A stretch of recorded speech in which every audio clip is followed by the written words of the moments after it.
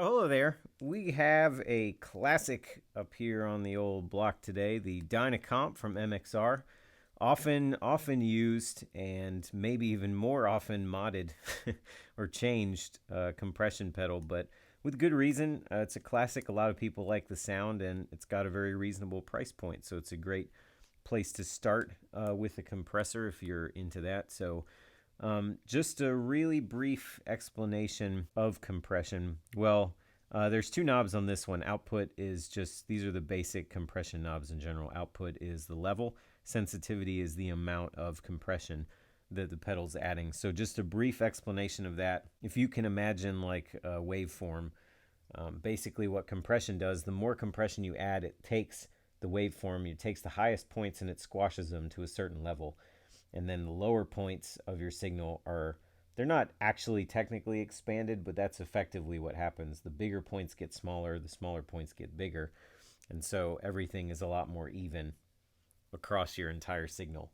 So it can smooth out your signal overall, which can be useful in a lot of situations. And some music, especially country, is almost kind of known for like a kind of compressed sound. But anyway, that's neither here nor there.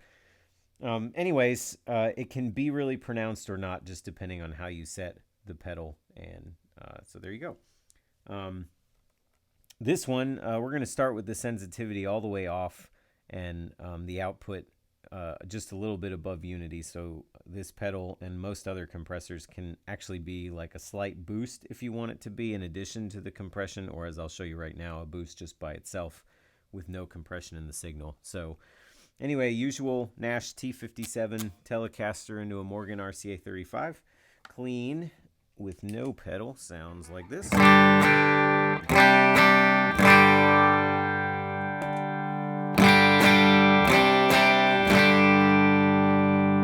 So just a very slight booster around unity-ish with no compression in there. You can just hear the color of the pedal itself. Colors it a little bit, but it's basically just the way it was. So as we move up with sensitivity, you'll start to hear the squash that happens to the signal. So if we come up to around here, which I don't know if it's on modded Dyna Comps or standards, but this is one of the most frequently seen settings if you look at a lot of boards that people have this set at. So this is just a little bit of compression to the signal and a slight boost altogether. So you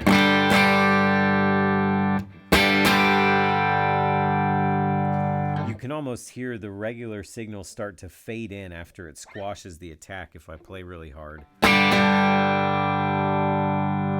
it almost appears to fade in louder, and that's just kind of the way that this particular compressor works, and most of them work that way, the way that they respond in one way or another. So that's the way that sounds. And then let's just crank I'll just show you how much plain boost you could get if you just crank the boost by itself.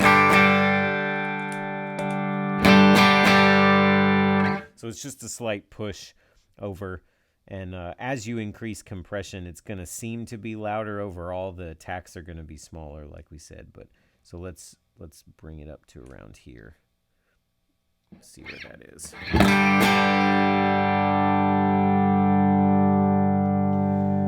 The other thing, so you can hear it even more pronounced there. The attack gets squashed and the rest of the note fades in behind it. And the other thing that compression is useful for is adding sustain to your signal. And so a lot of times you don't really want to over compress it unless you just want that sound particularly. So it's really to taste like everything else, but what you want is to maybe just add a little bit of sustain to all your notes. So if you're playing a normal note, normal chord, or you can hear it even better with single notes. That's kind of what you get. Whereas if you add the compressor,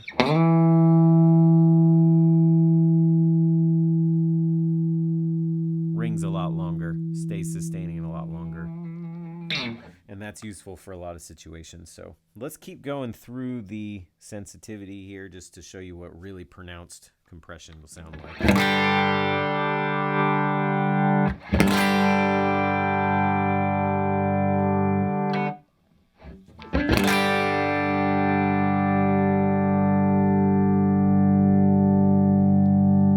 finally all the way up at the top.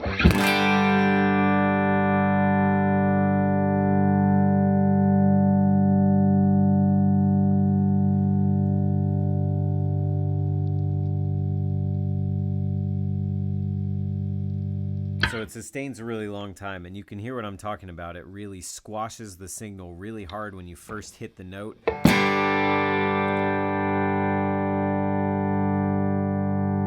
And then the further that the signal fades out, the more pronounced that the compressor works to make the signal even with where it was. So it starts at one level and stays at that level. As it fades out, it makes it so it doesn't fade out and thus adds sustain.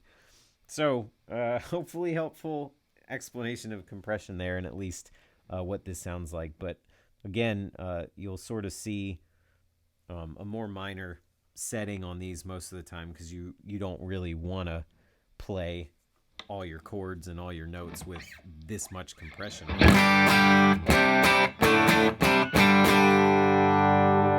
It doesn't always sound good that way. Again, it's completely the taste, but generally, like, you will lose some of your dynamics and some of your interest if you over compress. So that's just my 2 cents, and you can ignore that along with every other rule that there is, because there are no rules.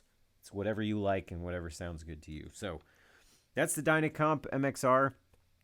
Check out their website below the video if you would like. They have a ton of products, a ton, and they're all reasonably priced and pretty good pedals and whatnot. So check those out, and feel free to subscribe to the channel if you like, if you would like to spend 5 minutes with some more gear of varying kinds. And that's all. Bye-bye.